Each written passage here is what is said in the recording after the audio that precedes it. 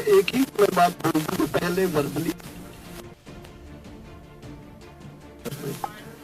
एक भी पैसे का अंतर नहीं है, ये कंटेंट में बोल देता हूँ। बूटा सिंह जी बुर्जगिल हमारे आज के प्रेसिडेंट है, इस प्रेस कॉन्फ्रेंस को शुरू करेंगे।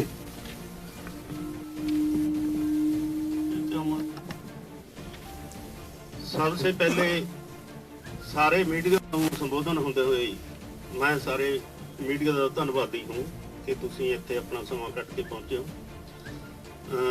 ਜਦ ਗ੍ਰਹਿ ਮੰਤਰੀ ਦੇ ਨਾਲ ਰਾਤ ਨੂੰ ਕਾਫੀ ਸ਼ੋਰ ਸ਼ਰਾਬਾ ਹੋਇਆ ਮੀਡੀਆ ਦੇ ਉੱਪਰ, ਉਹਦੀ ਅਸੀਂ ਪੂਰੀ ਸਮੀਖਿਆ ਕੀਤੀ ਸੀ। ਲੱਗਦਾ ਸੀ ਮੀਡੀਆ ਨੂੰ ਕਿ ਜਥੇਬੰਦੀਆਂ ਅੱਡੋ ਫਾਟੀ ਹੋ ਗਈ। मैं ये दस देना चाहना कि 32 ਦੇ 32 पंजाब ਦੀਆਂ ਜਥੇਬੰਦੀਆਂ ਦੇ ਨੁਮਾਇੰਦੇ ਇਸ ਮੀਟਿੰਗ ਦੇ ਵਿੱਚ ਬੈਠੇ ਹਾਂ। ਅਸੀਂ ਸਾਰੇ ਇੱਕ ਮਤ ਹਾਂ, ਇੱਕ ਭੋਰਾ ਵੀ ਫਰਕ ਨਹੀਂ ਹੈ ਸਾਡੇ ਵਿੱਚ। ਸਭ ਤੋਂ ਪਹਿਲਾਂ ਤੇ ਇਹ ਬਤਾਉਣਾ। दूसरी गल, दूसरी बात कि जो 12 और 14 का ऐलान हुआ है, पंजाब में बखरी स्थिति है। 12 तारीख को पंजाब भारत में टोल प्लाजे बंद रखने का ऐलान हुआ है। ये तो भी सानू समीक्षा करनी पई आ कि पूरे भारत में तो एक दिन लई टोल प्लाजे फ्री व्हीकल नहाए जाएंगे। पंजाब में पहले ही टोल प्लाजे बंद किए हुए है, फ्री चल रहा है, 2.5 महीने हो गए।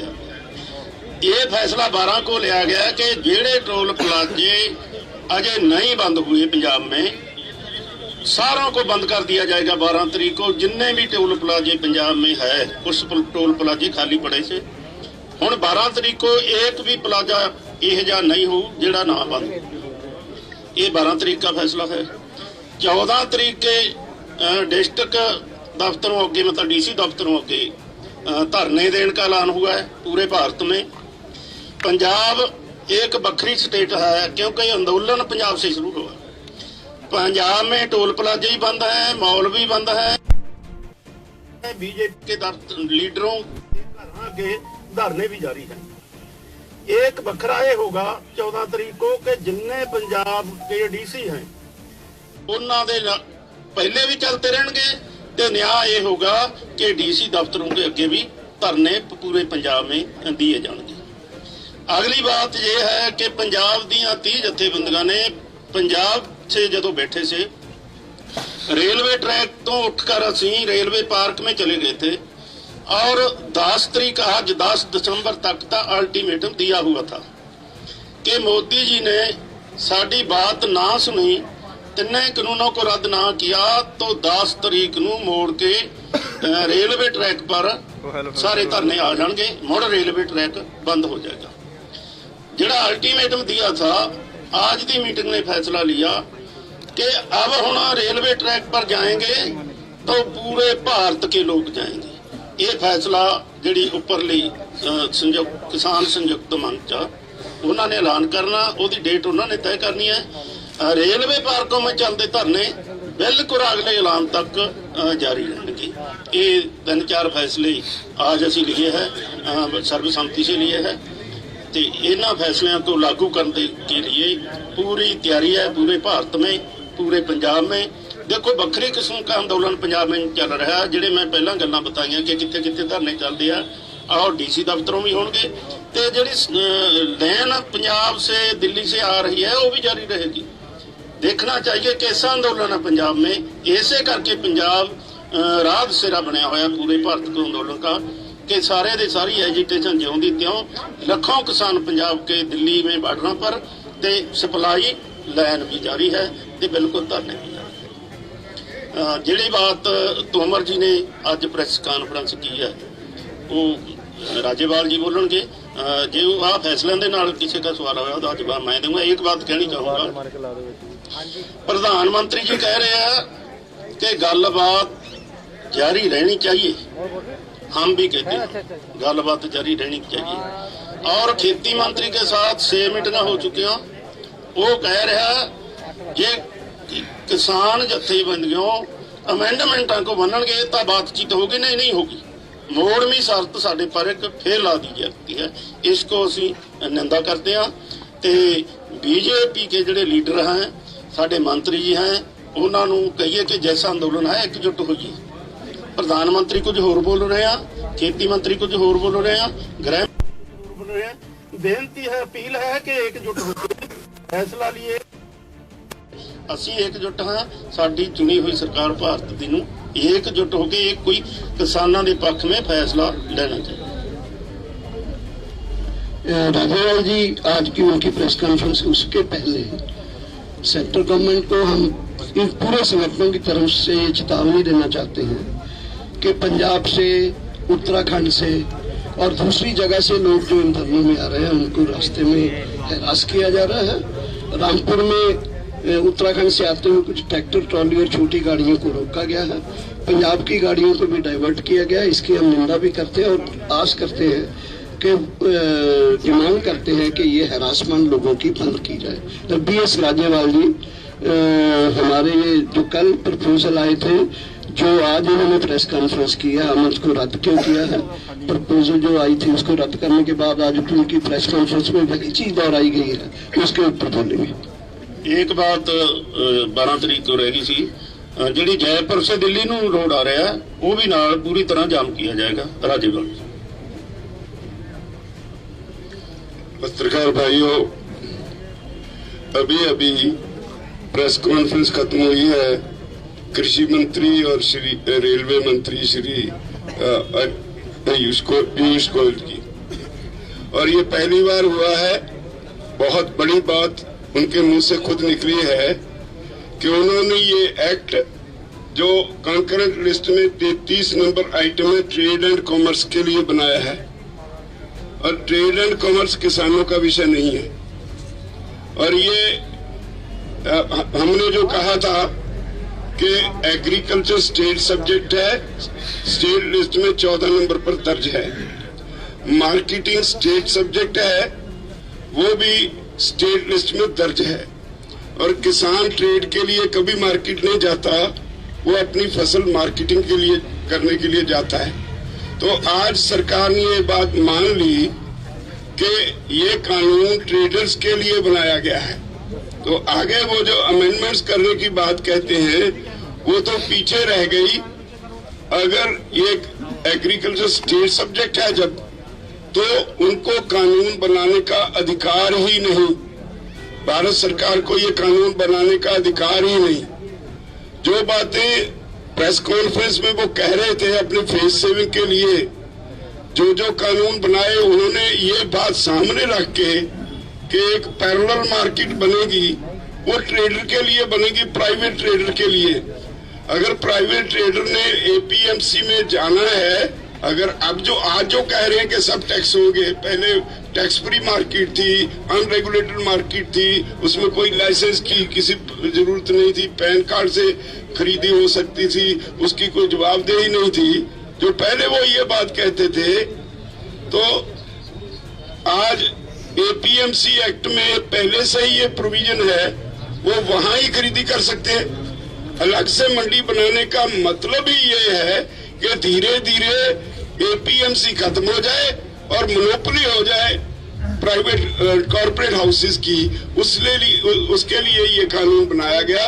ये बात आज स्पष्ट तौर पर दोनों मंत्रियों ने प्रेस कॉन्फ्रेंस में कह दी कि हमने ये ट्रेड और कॉमर्स के लिए कानून बनाए हैं। इसलिए हमारा केस 100% साबित हुआ। भारत सरकार जानबूझकर किसानों को यहाँ बिठाए बैठी है। वो एक तरफ कहते हैं हम बातचीत के लिए अपील करते हैं, बातचीत उनकी तरफ से टूटी है। हमारा सीधा सीधा सवाल है कि agriculture state subject, repeal this acts, बहुत क्लियर बात है। तो जो आज उन्होंने मान ली, बाकी उन्होंने जो स्कीमें पुरानी, वो पॉलिटिकल लोगों की आदत होती है, वो सारी गिना दी कि हम ये पैसे देते हैं किसान को, एक यूरिया ब्लैक में नहीं मिला, ऐसे क्लेम्स करते हैं। उस पे जाना मैं ठीक नहीं समझता। सबसे बड़ी बात आज की उनकी प्रेस कॉन्फ्रेंस यही रही कि उन्होंने कहा ये ट्रेड और कॉमर्स के लिए कानून बनाए हैं, क्योंकि ये किसानों के लिए नहीं बनाए गए, कॉर्पोरेट्स के ट्रेड के लिए कानून बनाए गए हैं। धन्यवाद। इसमें 3 पॉइंट और मैं जोड़ना चाहता हूँ कि तीनों कानून जो है, ठेका खेती का, प्राइवेट मार्केट और जखीरेबाजी को बढ़ाने का जो कानून बनाया है, ये तीनों चीजों के हम प्रिंसिपली विरोध में हैं। एक तो जो राज्यपाल जी ने बोला जो स्टेट सब्जेक्ट है, और तीसरा तीनों कानून में तीन ऐसी चीजें हैं जो ट्रेडर्स के लिए हैं, कॉर्पोरेट्स के लिए है, इसलिए हम विरोधी हैं। राज्यपाल एक उन्होंने कहा है कि किसान की जमीन की कुर्की नहीं होगी। आज उन्होंने प्रेस कॉन्फ्रेंस में, मैं ये एक्ट जो उन्होंने बनाया उसकी 14(7) मद है, उसे पढ़ के सुना रहा हूँ आपको। The amount payable under any order passed by the sub divisional authority और the absolute authority as the case में be recovered as arrear land revenue. Arrears of land revenue जो डिक्लेयर कर दिया, इसका मतलब है कि जमीन की कुर्की होगी, ये एक्ट में लिखा है। एक बेनती और मीडिया को करेंगे, सारा ही मीडिया आपसे पूछता है कि जब सरकार अमेंडमेंट करती है तो क्यों नहीं मान रही हैं जथेबंदियां। हमने बताया कि लाखों किसान सड़कों पर बैठे, महिलाएं हैं, बच्चे हैं, नौजवान हैं, बुजुर्ग हैं। 25 से करीब मृत्यु हो चुकी है किसानों की। उन्होंने अंदर दुख है, दर्द है कि जमीन जाएगी, बेरोजगारी होएगी, खेती उतरेगी, बड़ा नुकसान हुआ। आपको बेनती ये करना चाहिए कि सरकार से पूछे कि अगर कानून सरकार रद्द कर देती है तो सरकार का क्या नुकसान होता है। ये सवाल जरूर उठाइए, सरकार से पूछिए अगर कानून रद्द हो जाते हैं सरकार का क्या नुकसान हो जाता है। ये मैं गृह मंत्री को भी पूछा था, उन्होंने जवाब नहीं दिया। अगे उन्होंने पूछा कि अगर जे तुम इसका जवाब नहीं देते कि कारपोरेट घराने के पक्ष में नहीं बोल रहे तुम, ये ते भी नहीं बोले। दो सवाल साड़ी बेनती पर सरकार को जरूर पूछे।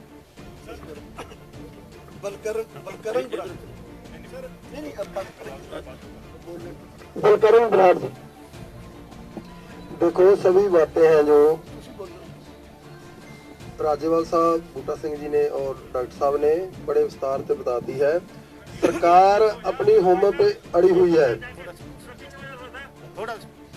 किसान है जो पिछले 6 महीने से आंदोलन में है। आंदोलन पूरे देश में जा रहा है, देश से अलावा विदेश में भी आंदोलन चल रहा है। सभी भारतीय भाईचारा और विदेश से दूसरे भाईचारों का लगातार समर्थन मिल रहा है। सरकार को हम आज की ये प्रेस कॉन्फ्रेंस से बेनती करते हैं कि वो लोगों की भावनाओं को समझे और बार बार मूर्ख बनाने की कोशिश मत करें। प्राइम मिनिस्टर लगातार देश में प्रचार कर रहे हैं, उसके बाद उनके मंत्री जो दूसरे लोग हैं लगे हुए हैं। एक तरफ बात भी की जा रही है कितना दोगलापन है सरकार का, एक तरफ किसानों से बात की जा रही है, 6 दौर की बात सीनियर लेवल से हो चुकी है, उसके बाद भी वो प्रचार अब किए जाए। जो प्रेस कॉन्फ्रेंस की आज की बात राज्यपाल साहब और डॉक्टर साहब ने रखी है, उसमें आपको भी भलीभांति मालूम है। आप मीडिया को भी ये बातें हैं जो जैसे बूटा सिंह जी ने कहा है, अगर सरकार को ये रद्द करती है उसका क्या नुकसान है। वो एक केवल हम मानते हैं कि एक ईगो है, ईगो का सवाल है और कुछ नहीं है। हम इस माध्यम से प्रचार आपके माध्यम से कहना चाहेंगे कि देश के जो लोग, बहुत से लोग समझ चुके हैं कि जो पूरी तरह पूरा सिस्टम है जो खेती और खेती के पे डिपेंड, उसको कारपोरेट को सौंपने की तैयारी है। हमने बार बार पिछले 6 महीने से कह रहे हैं और आपका ये फर्ज बनता है, पूरा मीडिया, पहले भी आपका धन्यवाद, आप बड़ी पत्र पर सोशल मीडिया है जो आपका मीडिया है, गोदी मीडिया को छोड़कर वो लगातार हमारी ये बातें हैं जो उठा रहा है। अब भी हम आपसे आशा करते हैं कि आप, हमारा जो मुद्दा है वो केवल किसान का और किसी एक समुदाय का मुद्दा नहीं है और इस सारे लोगों का, पूरे समाज का आंदोलन है। इसको पूरी तरह लोगों के अंदर, जो लोग अभी तक समझ नहीं पाए, जो एक आदमी, मैं पीछे कई दिनों से कई टीवी चैनलों पर देख रहा हूं कि एक आधा आदमी पकड़कर उसे बुलवा लिया जाता है कि ये कानून अच्छे है। तो ऐसा आपको हमारा साथ देना होगा, आप उन लोगों को नंगा करें। आपका बहुत बहुत धन्यवाद। जो भारत सरकार को मैं पहले ही बताया कि सवाल पूछने हैं तुमने, भारत सरकार कहती है कि कानून रद्द नहीं होते, अमेंडमेंट ही होती है। आप बता देना चाहिए, पहले कोटा कानून, फिर टाडा कानून, फिर मीसा कानून, और यूएपीए ਇਹ ਦੇਖੋ ਜੇ ਪਹਿਲੇ 3 ਰੱਦ ਹੋ ਸਕਦੇ ਹੁਣ ਕਿਉਂ नहीं रद्द हो सकता? इस करके नहीं रद्द हो सकता कि किसानों को धोखा देना है और ਜਿਹੜੇ कारपोरेट घराने हैं उन्होंने की पक्ष में भुगतना है। हरजिंदर टांडा जी 2 मिनट ਲਈ। जी जी मेरे माइक पे ਗੱਲ ਕੀਤੀ ਹੈ ਕਿ ਅੱਜ ਇਹਨਾਂ ਤੋਂ ਸਾਲ ਹੋ ਗਿਆ ਕਿ ਘਰਾਣੇ ਵਾਲੀ ਬਣਾਏ ਗਏ ਨੇ। ਜਦੋਂ ਇਹ ਬਿੱਲ ਸ਼ੁਰੂ ਚ ਆਇਆ ਸੀ ਨਰਿੰਦਰ ਮੋਦੀ ਨੇ ਇੱਕ ਵਾਰ ਬਿਆਨ ਦਿੱਤਾ ਸੀ ਕਿ ਅਸੀਂ ਕਿਸਾਨਾਂ ਨੂੰ ਯੋਗ ਨਹੀਂ ਕਿ ਉਹ ਵੀ ਇਹੀ ਇਸ਼ਾਰਾ ਸੀਗਾ ਕਿ ਅਸੀਂ ਇਹਨਾਂ ਨੂੰ ਉਸ ਘੇਰੇ 'ਚ ਲਿਆਉਣਾ ਤਾਂ ਕਿ ਬਿਮਾਰੀਆਂ ਮੰਗਦੇ ਟੈਕਸ ਲਾਈਏ ਇਹਨਾਂ ਤੋਂ ਕੁਝ ਨਹੀਂ ਕਰੀਏ। ਉਹੀ ਇਸ਼ਾਰਾ ਸੀ। ਇਹ ਸ਼ੁਰੂ ਤੋਂ ਉਹਨਾਂ ਨੂੰ ਸਿਰਫ ਤੇ ਸਿਰਫ ਟ੍ਰੇਡਰ ਦਿਸ ਰਿਹਾ ਹੈ, किसान उन्होंने नहीं दिसता। ये सारे कानून उनको शुरू से सिर्फ ते सिर्फ उनका फोकस ट्रेडर पे रहा है, किसान उनके निगाह में नहीं है।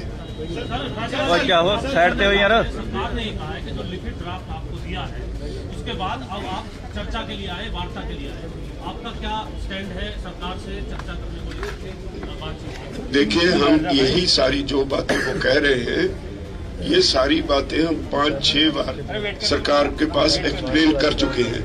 जो बेसिक बात है कि ये अनकॉन्स्टिट्यूशनल है, ये स्टेट सब्जेक्ट है, इसमें केंद्र सरकार दखल नहीं दे सकती, उस पे सरकार नहीं आ रही। और आज पहली बार प्रेस कॉन्फ्रेंस में उन्होंने कहा है कि ये ट्रेड और कॉमर्स के लिए कानून बनाया गया है। इससे स्पष्ट हो गया कि सरकार को किसान का नहीं, ट्रेडर और लोगों का और कॉर्पोरेट लोगों का अगर वो कोई सार्थक हमें कुछ दिखाई पड़ेगा, वो कुछ करना चाहती है, हम बातचीत का रास्ता बंद नहीं करते।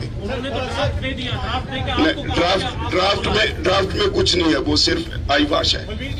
जाहिर सी बात है जो आपने कहा वो सरकार से सवाल पूछे जाएंगे।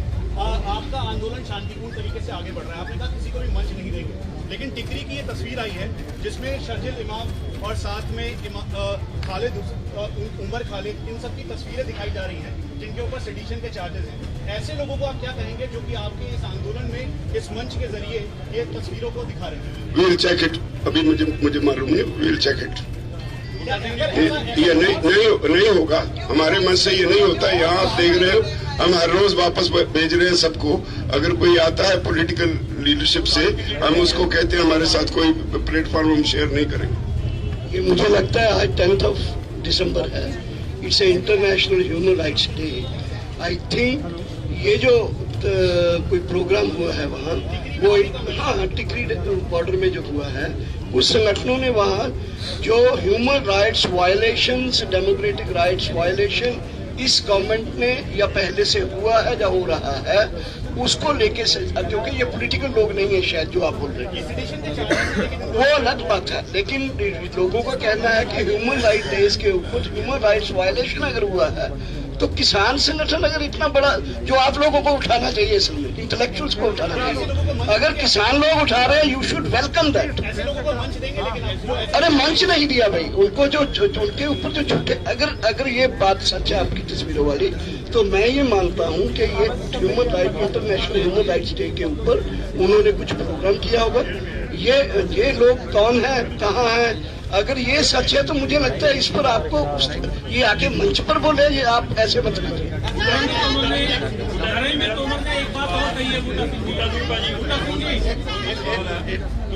एक एक करके रेलवे की गल की ਆਪਾਂ ਪੰਜਾਬ ਦੇ ਵਿੱਚ ਅਲਟੀਮੇਟਮ ਤੋਂ ਅੱਜ ਖਤਮ ਹੋ ਰਿਹਾ ਕਿ ਅਗਲੀ ਮੀਟਿੰਗ ਜਿਹੜੀ ਦੇਸ਼ ਭਰ ਦੀ ਤਾਲਮੇਲ ਕਮੇਟੀ ਦੀ ਹੋਣੀ ਹੈ, ਉਹਦੇ ਵਿੱਚ ਇਹ ਫੈਸਲਾ ਕਰਾ ਲੈਣ ਦੀ ਤਿਆਰੀ ਹੈ ਕਿ ਦੇਸ਼ ਭਰ ਦੀਆਂ ਰੇਲਾਂ ਜਾਂ देखो अगर सरकार यही रवैया रखती है, जब बोलते हैं कि तीखा करेंगे तो फिर फैसला तो हो जाएगा। कब होएगा ये नहीं कहा।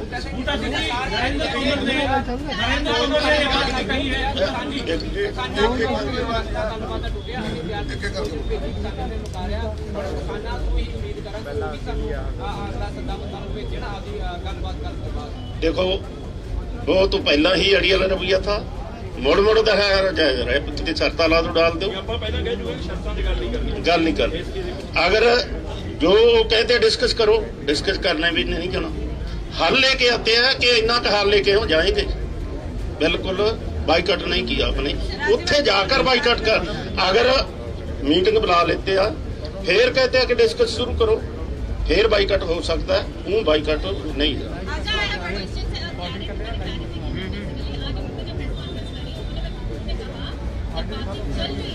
नहीं करना चाहिए। अगर टॉक्स फेल हो जाता है तभी और बातचीत के ऊपर सर आपका क्या एकदम स्पष्ट क्या कंस्ट्रक्टिव अगर प्रपोजल हो भेजिए तो आप क्या कंस्ट्रक्टिव प्रपोजल चाहते हैं कि बात कैसे आगे बढ़े? पहली तो बात ये है कि प्रोटेस्ट तो ऑलरेडी चल रहा है।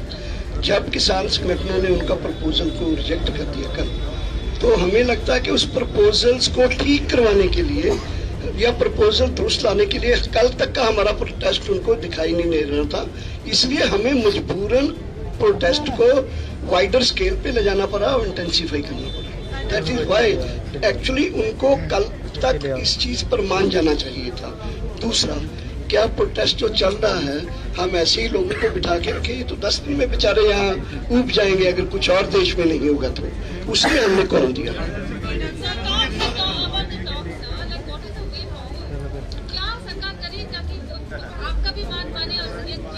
सरकार को देखिए 3 कानून रिपील करने चाहिए, फिर दूसरी बातें आगे बढ़ सकती हैं।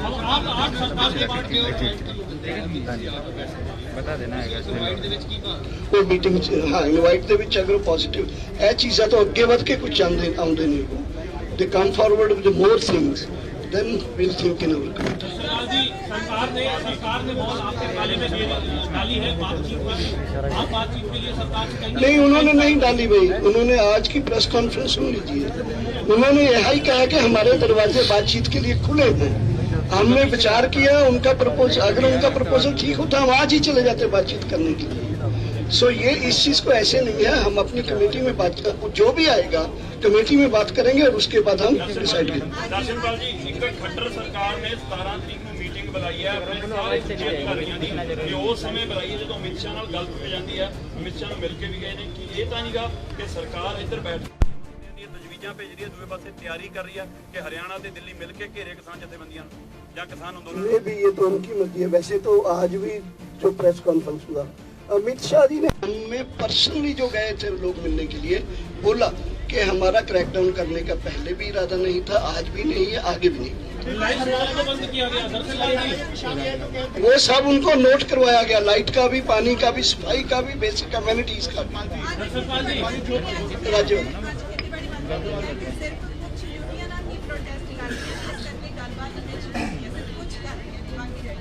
ਲੱਖਾਂ ਦੀ ਤਾਦਾਦ ਚ ਕਿਸਾਨ ਕਿੱਥੋਂ ਆ ਗਏ? ਅੱਜ ऐसी गल नहीं कही। उन्होंने अपील जरूर की भी किसान यूनियन साडे नाल गलबात करन, असीं रस्ते बंद नहीं कीते, असीं भी कहने रस्ते असीं भी बंद नहीं कीते, पर कोई कंक्रीट इहदा समस्या दा हल ਜਦੋਂ ਸਾਨੂੰ ਭੇਜਣਗੇ ਅਸੀਂ ਗੱਲਬਾਤ ਲਈ ਚਲੇ ਜਾਵਾਂਗੇ। ਜੋ ਉਹਨਾਂ ਨੇ ਕੱਲ ਭੇਜਿਆ ਉਹ ਤਾਂ ਅਸੀਂ ਹਰ ਵਾਰ ਜਦੋਂ ਹੁੰਦੀ ਹੈ ਡਿਬੇਟ ਉਹਦੇ ਵਿੱਚ ਬਾਰ-ਬਾਰ ਕਿੰਨੀ ਵਾਰ ਡਿਬੇਟ ਕਰੋਗੇ? ਅਸੀਂ ਇੱਕ ਮੀਟਿੰਗ ਵਿੱਚ 6-6 ਘੰਟੇ ਉਹਨਾਂ ਨਾਲ ਡਿਸਕਸ ਕਰਕੇ ਦੇਖ ਲਿਆ।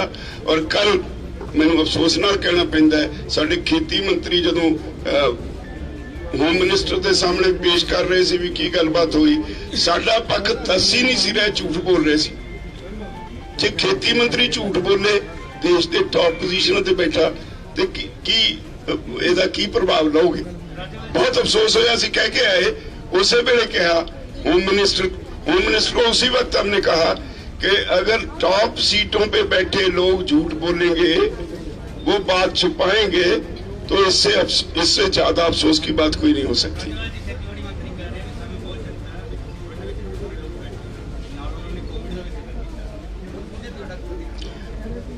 मेरी बात समझिए, जब वो आज खुद मान गए हैं कि हमने ये कानून ट्रेड और कॉमर्स के लिए बनाया है, इसका मतलब किसानों के लिए तो नहीं बनाया।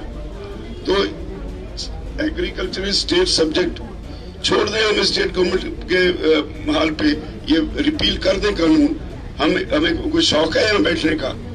हम घर बार छोड़ के 15 दिन से यहाँ बैठे, कोई शौक है? राज्यपाल जी, 5 मीटिंग हो चुकी है, 6वीं अमित शाह हो चुकी है, बार-बार उन्हें इको गल कह रहे हैं कि सानू बिल वापस चाहिए।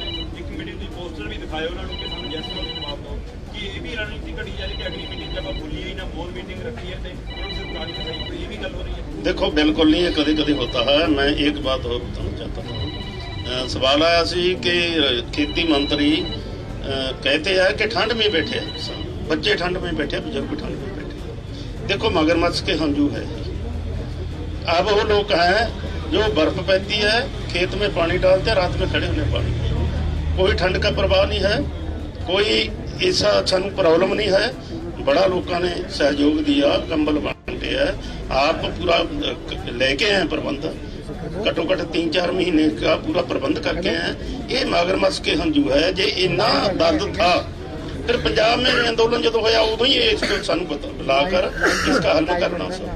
दूसरी गल एक पहला सवाल आया था, खट्टर सरकार और यूपी सरकार या दिल्ली सरकार ये तीनों राय बनाकर किसानों को घेरा डालेंगे। देखो आज महत्ता वाला दिवस है, 10 दिसंबर मनुष्य अधिकारों का दिवस है। ये हिटलर से पहले भी चलता था। हिटलर ने भी बड़ा कुछ किया, चैम्बरा में गैस सड़ कर लोगों को मार दिया। मोदी हिटलर की लेना पर चल रही है मोदी सरकार। अगर इस दिन पर अजिहा कोई ऐलान करती है तो करना चाहिए उनको, हिटलर का दर्जा दिएंगे, वे ये करेंगे, हम तैयार हैं, जो भी करना चाहिए हम तैयार हैं, पूरी तैयार। देखिए वो जितनी बात कह रहे थे वो अपनी जो उनकी तरफ से हमें कहा गया उसकी बात कर रहे थे।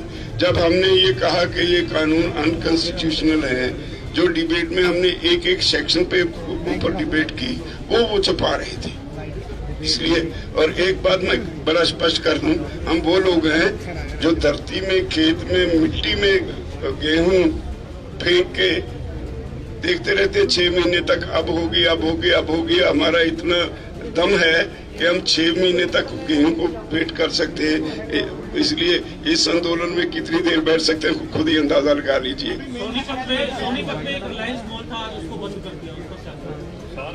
वो पॉलिसी है हमारी, जो कहा है वो करेंगे लोग, वो तो करेंगे, सभी बंद करेंगे।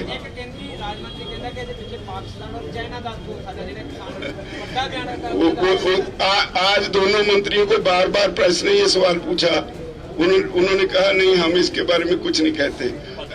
सही मायनों में अगर मेरे से पूछो, उन लोगों के दिमाग में नुक्स पड़ गया है। हम किसान हैं, हम कोई पॉलिटिकल पार्टी नहीं। जब हम किसी पॉलिटिकल पार्टी के साथ स्टेज शेयर नहीं करते तो इसका मतलब है इसके पीछे सिर्फ और सिर्फ किसानी है। कोई इनको पाकिस्तान दिन रात दिखाई पड़ता है, चीन दिखाई पड़ता है। मुझे बताइए, हमारा एक बच्चा बॉर्डर पे 4-5 दिन पहले शहीद हो गया जम्मू कश्मीर के बॉर्डर पे, उसका बाप यहाँ बैठा था। कहाँ है वो मंत्री?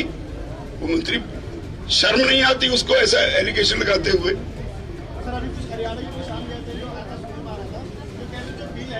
वो एफपीओ वाले गए थे, वो सरकार का बनाया होता है, बहुत से बेनिफिट्स होते हैं उसमें, वो सरकार बुलवा लेगी उनसे। देखिए एक बात कंटेंट में मैं फिर प्रिसाइजली कहना चाहता हूँ, कोविड के समय ये 3 एक्ट आए। इसमें इतना बोलना चाहता हूँ कि ये कृषि का जो ऑनगोइंग प्रोसेस था उसको ट्रेडर्स और कॉर्पोरेट को संभालने के लिए आए हैं। अभी वो बोल रहे हैं कि कानून में जो गलत है उसको ठीक करा लो। भाई कानून ही क्यों लाए? कानून ही गलत लाए हो आप। तो ये जो किसान संगठन उठा रहे हैं, ये आवाज आपके मीडिया के जरिए हम पूरी दुनिया को पहुंचाना चाहते हैं। ये आने ही नहीं चाहिए थे। हमने डिमांड नहीं था कि प्राइवेटाइजेशन एग्रीकल्चर में शुरू करो, कॉन्ट्रैक्ट शुरू करो, प्राइवेट मंडी शुरू करो। क्यों लाया गया ये कानून? अब बंगाल, बिहार, यूपी से पैडी जो है वो पंजाब की मंडियों की एपीएमसी मंडियों में क्यों जाके, मैं डिटेल में नहीं जाना चाहता, लेकिन ये कहना चाहता हूँ कि तीनों कानून जो हैं वो चाहे जो जखीरेबाजी बढ़ाने वाला बात है, तो इस हम इसेंशियली इस चीज के लिए इनको रिजेक्ट करते हैं, इसलिए नहीं कि इसमें कुछ सुधार हो सकता है। आपने सभी प्रकार के समझदार लोग बैठे, अगर ये एक्ट लागू हो गया तो राशन का रेट कुछ बता सकते हैं कितना हो जाएगा, कितनी महंगाई बढ़ जाएगी? यार ये फोन किसका है यार? हाँ जी बताइए। मान लीजिए इस कानून के हिसाब से लगभग 9,000 रुपए से ऊपर 1 क्विंटल गेहूं मिलेगी आप लोगों को। 9,000 रुपए क्विंटल के हिसाब से मिलेगी इस कानून के हिसाब से। अगर ये कानून ऐसे के ऐसे लागू होगा तो सभी हो जाएगा। ये सभी का यही हाल होगा।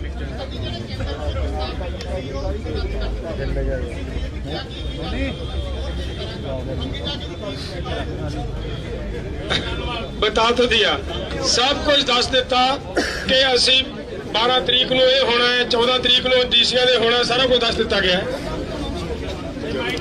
सारे मीडिया को धन्यवाद।